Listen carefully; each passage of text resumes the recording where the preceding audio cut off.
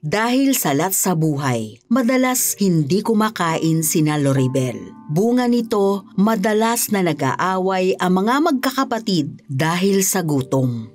Dala ng matinding kahirapang pinagdaraanan, sumagi sa kanyang isip na wakasan na lang ang kanyang buhay. 13 years old ako, yan yung turning point ko eh.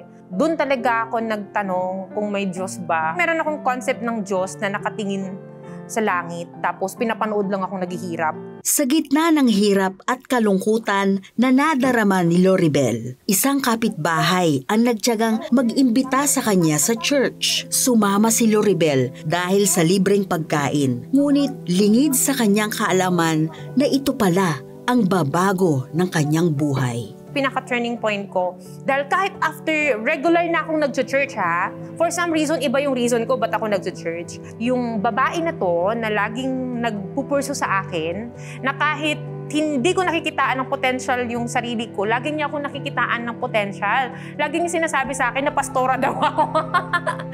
At that age, imagine nakita. Tapos hindi pa street yung buhay ko, lagi niya sinasabi sa akin na may plano talaga sa'yo si Lord, di ba?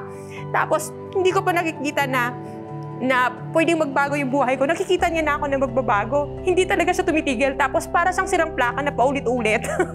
Lagi siya nagsasabi, nag-recite siya lagi ng verse, tapos lagi siya nagsasabi ng maganda yung plano ni Lord sa'yo. Lagi niya sinasabi araw-araw. Doon ko naramdaman yung pagpupurso talaga ni Lord sa akin.